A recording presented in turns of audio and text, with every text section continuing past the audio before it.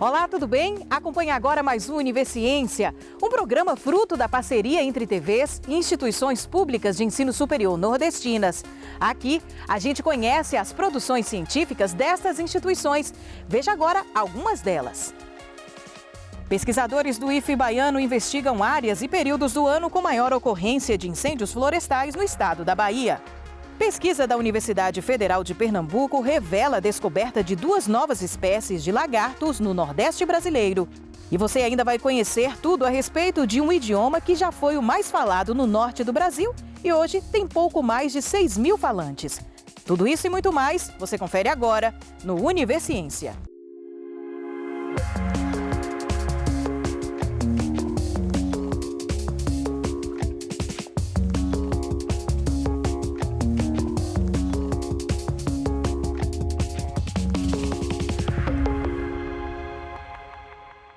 Pesquisadores do IFE baiano investigaram em quais áreas e períodos do ano a maior ocorrência de incêndios florestais no estado da Bahia. Veja agora, no Universiência, os resultados desse estudo e entenda como os incêndios florestais impactam no meio ambiente, contribuindo significativamente para a crise climática.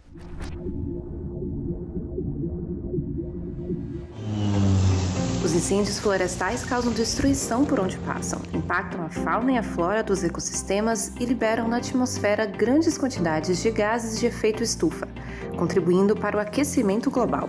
Com um olhar regional para a questão, um estudo realizado no Instituto Federal Baiano buscou investigar a variação espaço-temporal da ocorrência de incêndios no estado da Bahia.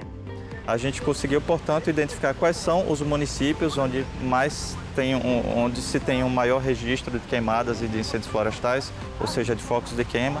E a gente conseguiu determinar também quais são os períodos mais críticos do ano. Na maior parte da Bahia, a gente conseguiu perceber que os meses seriam os meses de agosto, setembro e outubro.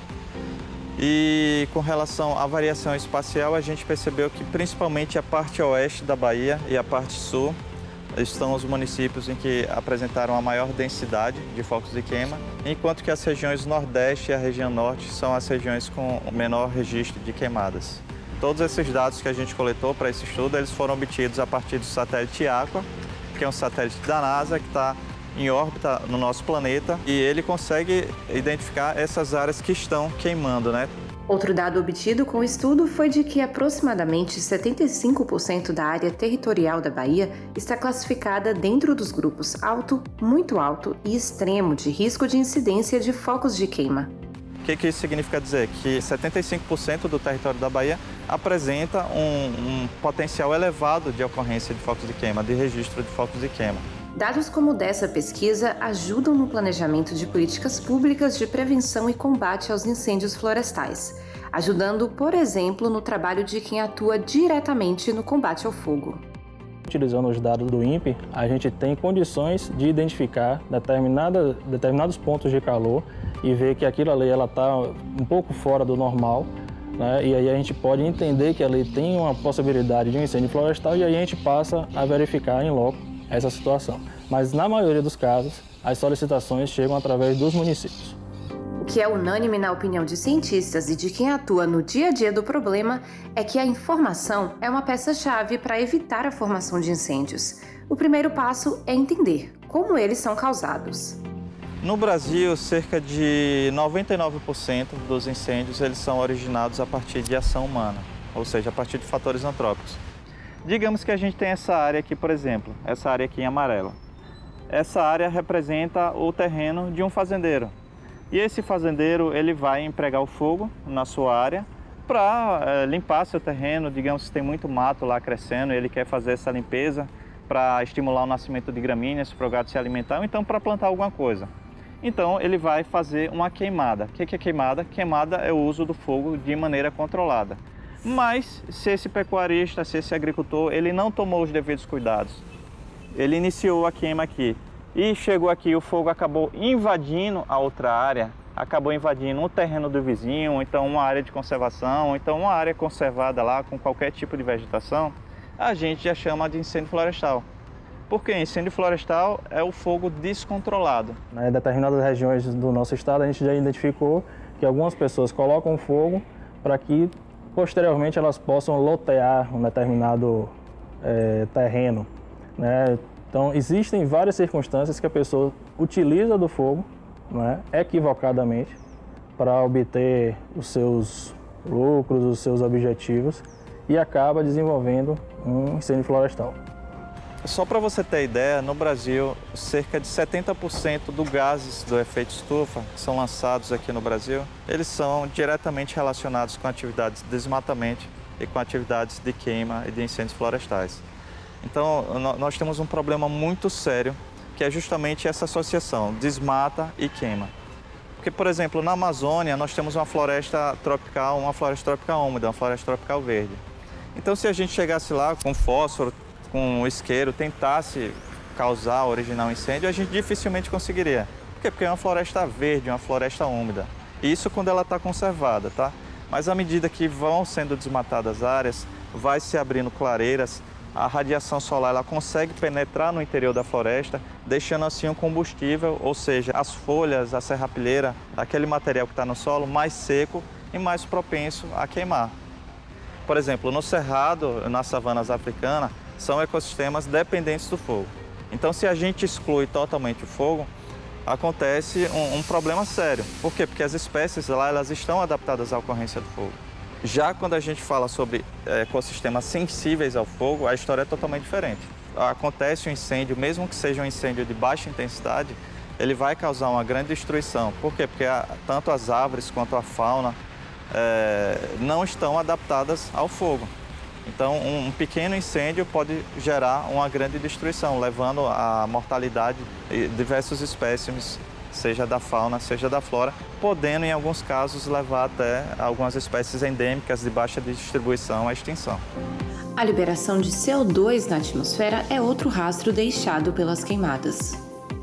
À medida que a gente derruba uma árvore dessa e queima, todo esse CO2 que está fixado na estrutura aqui da árvore, ele vai ser liberado novamente para a atmosfera. Geralmente, quando a gente pensa efeito estufa, aquecimento global, geralmente a gente associa a carros, cidades grandes como São Paulo, aqueles caminhões jogando fumaça, aquelas indústrias jogando fumaça para cima. Mas, na verdade, o maior responsável é o desmatamento associado às queimadas e os incêndios florestais.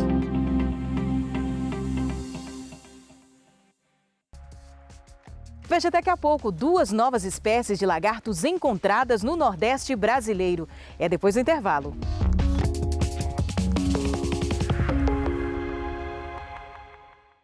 E tem novidade na fauna brasileira. Uma pesquisa da Universidade Federal de Pernambuco revela a descoberta de 2 novas espécies de lagartos no Nordeste. Uma das principais diferenças para outras espécies já identificadas, além do fator genético, é o tamanho maior do corpo, que pode ultrapassar 17 centímetros da ponta do focinho até a ponta da cauda. E os cientistas ressaltam a importância dos estudos desenvolvidos a partir de agora. Afinal, conhecer é importante para preservar.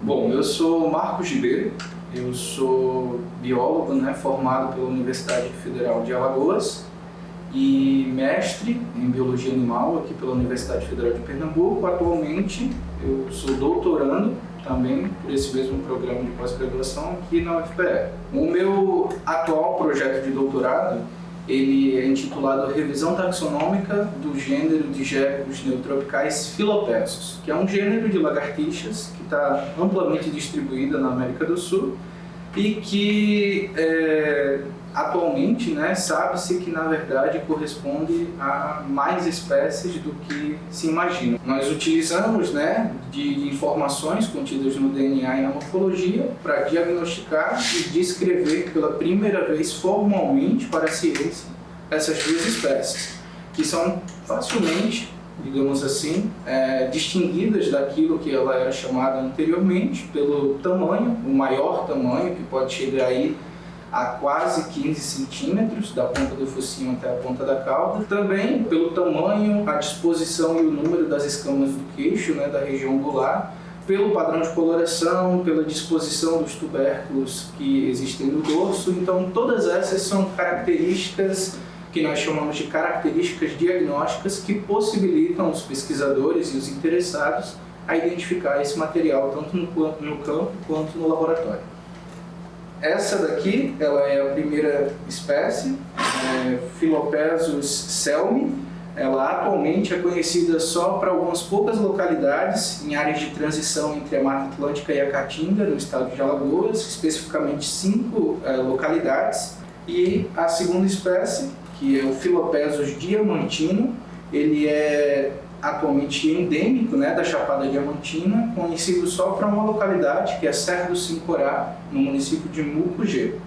Bom, aqui nós temos alguns dos representantes das espécies novas que fazem parte da série tipo, que são os indivíduos que foram utilizados para descrição e caracterização das espécies. Então, é a esses indivíduos que o nome que foi dado está atrelado.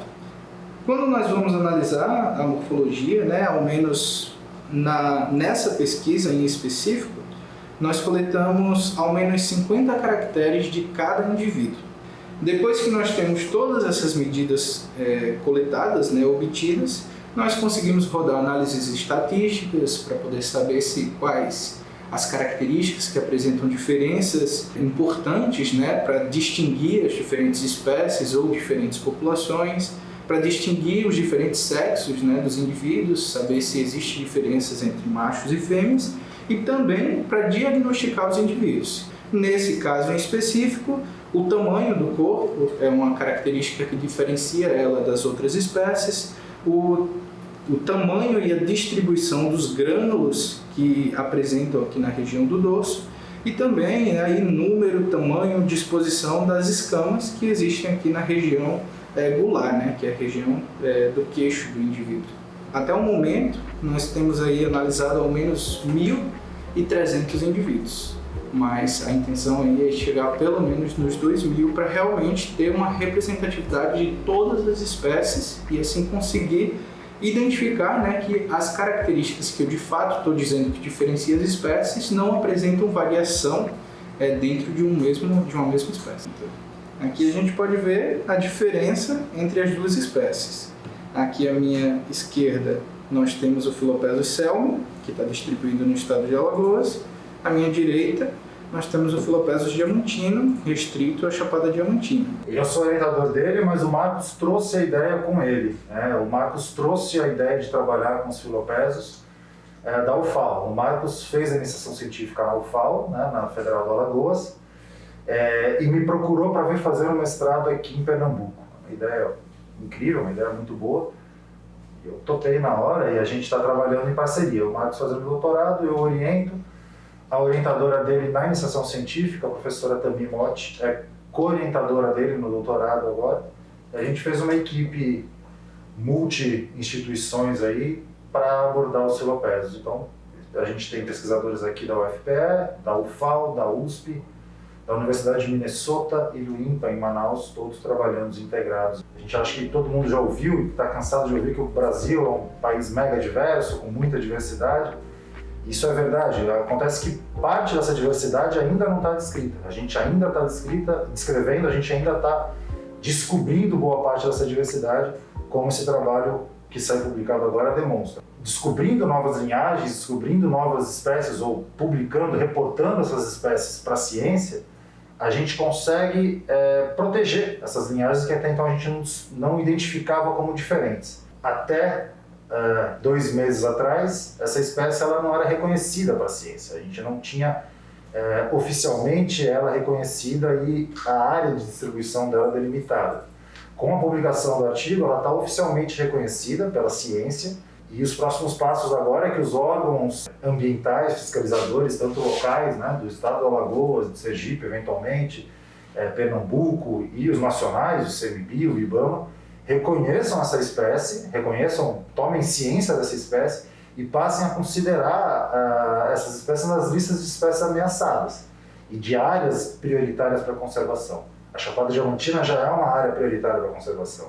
E essa espécie nova, mais uma espécie endêmica da região, só reforça a importância dessa região como uma região de alto endemismo, de alta importância de espécies restritas àquela região, exclusivas daquela região. Todos Todos os anos, as baleias jubarte se deslocam da Antártida até a costa brasileira para se reproduzir nas águas do nosso país por conta das condições favoráveis da temperatura. Na Universidade Estadual de Santa Cruz, em Ilhéus, no sul da Bahia, pesquisadores do projeto Baleias na Serra analisam o comportamento das espécies jubarte durante sua temporada reprodutiva, através do monitoramento e observação desses animais na região de Serra Grande.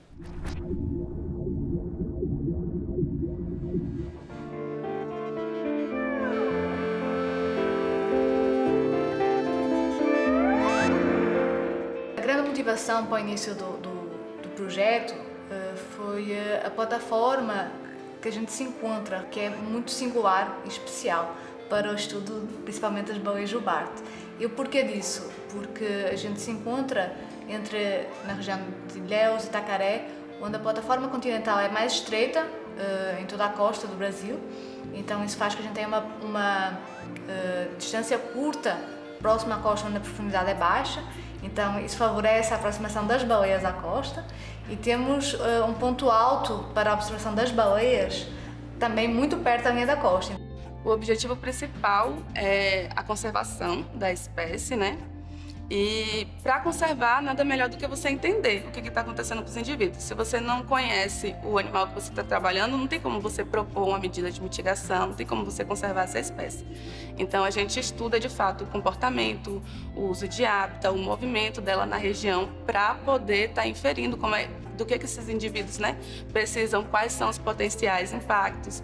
A gente utiliza predominantemente duas metodologias, uma que nós chamamos de monitoramento visual através do ponto fixo, então nós chamamos de Mirante Serra Grande, de terra, né? Nós não precisamos de ir para o mar, a gente consegue neste local observar as baleias de terra e então a gente usa binóculos, usa um equipamento chamado de estação total, que nos permite ter uma ampliação muito grande, nos permite contar o número de baleias, entender a composição do grupo, registrar a posição delas na água para entender as rotas delas aqui na nossa região. E além disso, nós também fazemos o monitoramento acústico passivo, que usamos um gravador que se chama hidrofone, porque ele capta os sons debaixo de água e que então a comunicação acústica é essencial para esses animais, né, que vivem no ambiente aquático. A gente deposita uns equipamentos lá no fundo do mar, ali próximo à região, e aquilo fica gravando os bichos. Então a gente acompanha tanto os cantos dos machos como alguns sons sociais que estão lá.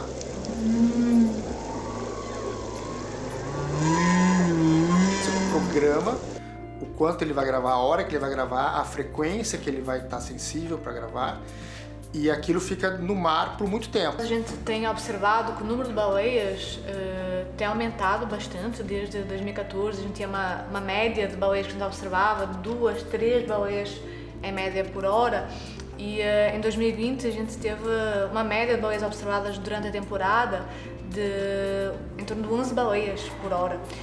Em 2014 tem sido o ano que a gente tem visto menos baleias aqui na nossa região e 2021 foi menor ainda, então teve essa queda muito acentuada. A gente acredita que está associada provavelmente à diminuição da quantidade de alimento. Então aqui na Bahia eles vêm para reproduzir, quase não comem.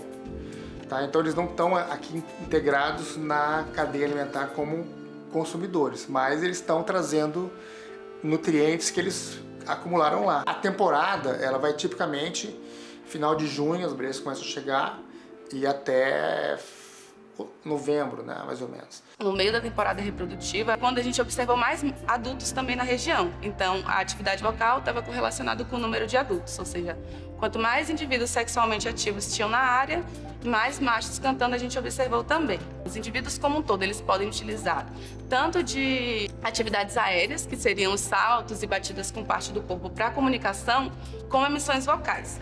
A baleia jubarte virou um símbolo de Serra Grande, né? As pessoas sabem que conseguem ver as baleias de terra, então para mim eu acho que isso é uma das maiores alegrias que eu posso ter que o projeto conquistou, né? As pessoas associarem a baleia jubarte à região de Serra Grande.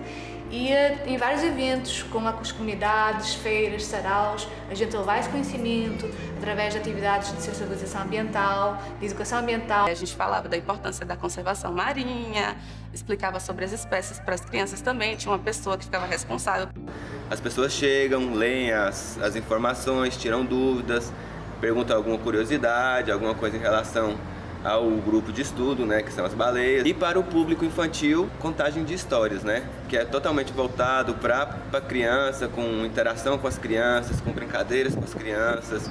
Então a criançada se amarra e eu acredito que leva isso para a vida inteira. É uma sorte ter isso aqui, né? Então o Mirante, particularmente Serra Grande, é uma coisa muito especial porque você não tem esse tipo de situação na costa brasileira. São poucos lugares. No Nordeste praticamente não tem. E aí isso faz com que a gente tenha uma comunidade ali que tenha a oportunidade de estar participando do monitoramento da atividade do bicho aqui. A baleia juvarte é de fato um bicho carismático e aí a gente fala sobre os impactos potenciais desses indivíduos. E aí as pessoas começam a se atentar mais à conservação marinha como um todo e aí acaba indo para um aspecto mais amplo, não só aquele indivíduo, mas o ambiente que ele vive e, consequentemente, outras espécies vão estar incluídas naquilo ali. Esse tipo de pesquisas são super interessantes de fazer, porque tem um interesse muito grande da população, da comunidade em geral, e faz com que não só os organismos, as baleias, né, os mamíferos aquáticos, mas também você começa a prestar atenção no oceano, no mar e coisas assim. Então, as baleias ajudam a população a prestar atenção no oceano, então é muito interessante por conta disso.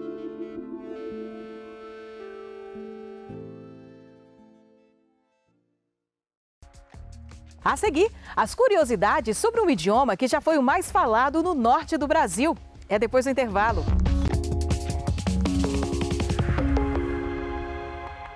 Agora, curiosidades sobre um idioma que já foi o mais falado no norte do Brasil, mas hoje só possui cerca de 6.000 falantes na região. Existem muitas pessoas interessadas em estudar e aprender essa língua. E para auxiliar nesse processo, pesquisadores da Universidade Federal do Ceará estão desenvolvendo ferramentas computacionais que auxiliam na tradução de textos simples dessa língua descendente do tupi.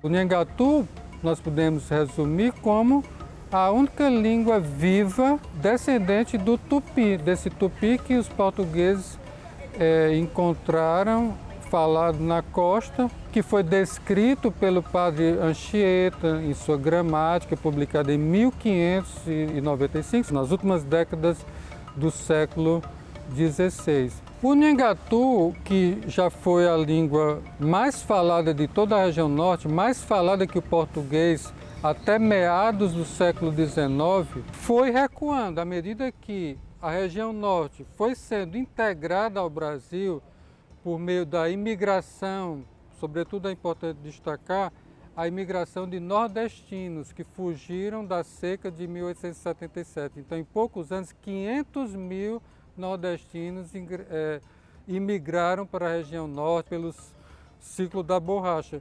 E isso provocou uma diluição, né, do Nhangatu, progressiva.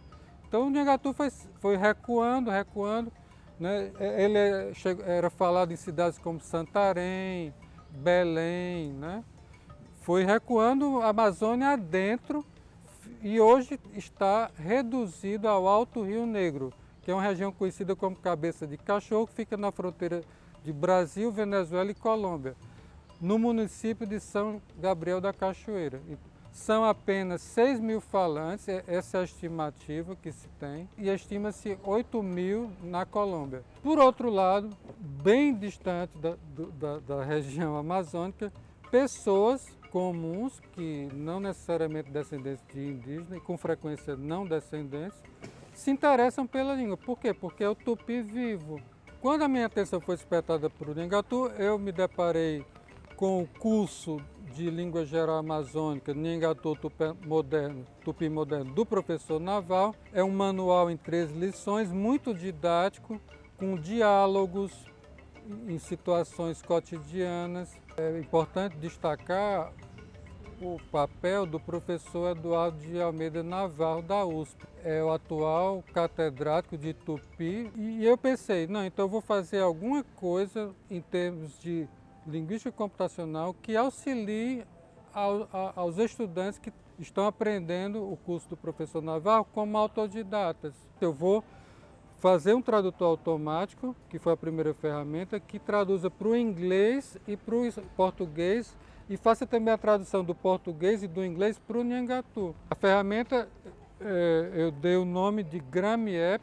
Quando a gente vai desenvolver uma ferramenta computacional como um tradutor automático, né, existem várias etapas, né, que a gente chama de etapas do processamento de linguagem natural. A linguística computacional procura descrever as línguas humanas de maneira matemática, usando um formalismo computacional de modo que a língua possa ser processada no computador. O segundo resultado do grupo é o etiquetador do Nhangatu. O primeiro nível de anotação que faltava era a etiquetagem morfossintática, um texto em que eu tenha cada palavra com a sua etiqueta designando se trata de artigo, substantivo, adjetivo, verbo, etc. E aí foi então o mote para criar um projeto de iniciação científica com esse objetivo, de criar um etiquetador morfossintático para o Nhangatu. O objetivo da minha pesquisa de mestrado é abarcar a sentença inteira do Nhangatu e também lidar com outros problemas que esse tipo de ferramenta encontra, como a ambiguidade, né, de palavras. Por exemplo, numa sentença que o professor usa muito esse exemplo, quem casa quer casa. A gente tem casa, substantivo, casa, verbo, né? Então o etiquetador ele precisa ser capaz de lidar com esses tipos de ambiguidades, de ser capaz de etiquetar corretamente essas palavras. O etiquetador morfossintático vai ser aperfeiçoado, né? Então essa é uma linha de pesquisa. A outra linha de pesquisa é o próximo projeto de iniciação científica, que é um anotador sintático do Nhangatu. Porque o etiquetador apenas atribui as classes de palavras, mas não diz o que é sujeito nem objeto. Essa será, então, a meta do próximo projeto de iniciação científica. Eu imagino que possa ser útil para os falantes nativos, mas eu ressalto muito a importância do estudo do Nhangatu pelas outras pessoas. É a língua que está presente em toda a história do Brasil desde o início e que foi documentada, que tem uma literatura bastante rica.